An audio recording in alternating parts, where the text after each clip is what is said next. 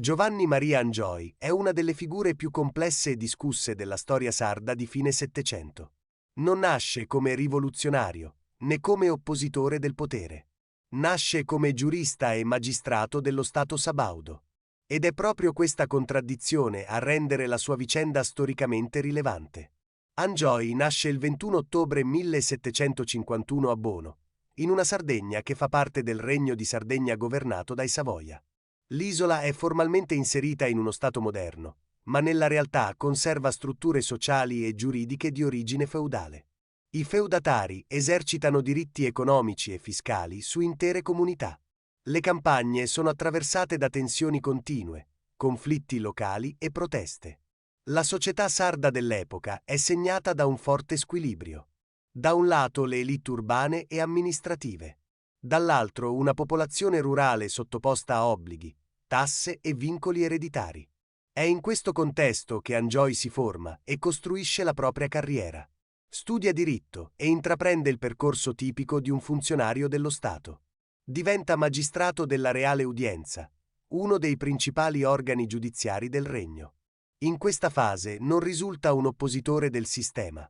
Al contrario, appare come un uomo delle istituzioni, convinto che la legge possa garantire ordine e stabilità. Nel 1796 avviene il passaggio decisivo.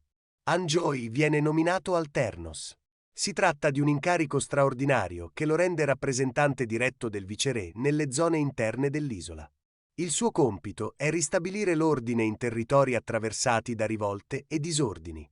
Il viaggio di Angioi attraverso la Sardegna segna una svolta profonda. Entrando nei villaggi e nelle campagne, entra in contatto diretto con le comunità rurali. Ascolta lamentele, richieste e accuse. Non si tratta solo di proteste episodiche, ma di una critica diffusa a un sistema percepito come ingiusto. Secondo molti storici, è in questa fase che Angioi matura una consapevolezza nuova. Il problema non appare più come una serie di abusi isolati. Il problema è il sistema feudale stesso. Un sistema che produce conflitto in modo strutturale e che impedisce qualsiasi modernizzazione reale dell'isola.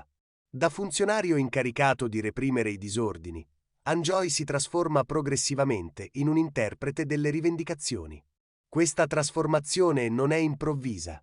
È il risultato di un confronto diretto con la realtà sociale sarda. Il pensiero politico di Angioi si colloca in una zona complessa. Non propone una rivoluzione sociale totale. Non parla di abolizione della proprietà privata né di uguaglianza universale. Il suo obiettivo principale è l'abolizione dei diritti feudali e la razionalizzazione dello Stato. Angioi è influenzato dall'illuminismo e dalle idee di riforma che circolano in Europa.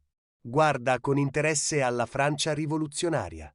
Le fonti non concordano sul grado di adesione ideologica alla Rivoluzione francese, ma concordano sul fatto che Angioi consideri la Francia un possibile alleato politico.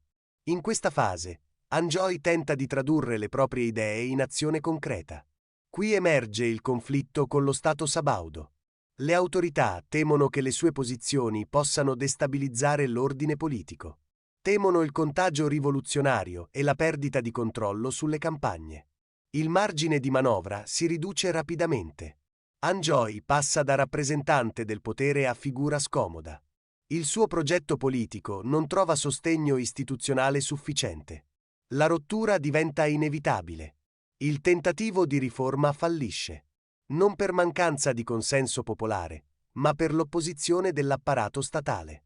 Angioi viene condannato ed è costretto all'esilio. Si rifugia in Francia. Qui non assume un ruolo di primo piano nella politica europea. Vive in condizioni difficili, lontano dalla Sardegna che aveva cercato di trasformare. Muore a Parigi il 22 febbraio 1808. L'eredità storica di Giovanni Maria Angioi è complessa. Non lascia uno Stato nuovo e non ottiene una vittoria politica, ma rappresenta la prima critica sistemica al feudalesimo in Sardegna. La sua figura segna una frattura nella storia dell'isola. Nel corso dell'Ottocento, Angioi viene in parte dimenticato. Nel Novecento viene progressivamente rivalutato dalla storiografia. Oggi è considerato una figura chiave per comprendere le tensioni tra riforma, potere e società nella Sardegna moderna. Giovanni Maria Angioi resta un personaggio sconfitto, ma la sua sconfitta racconta i limiti e le contraddizioni di un'intera epoca.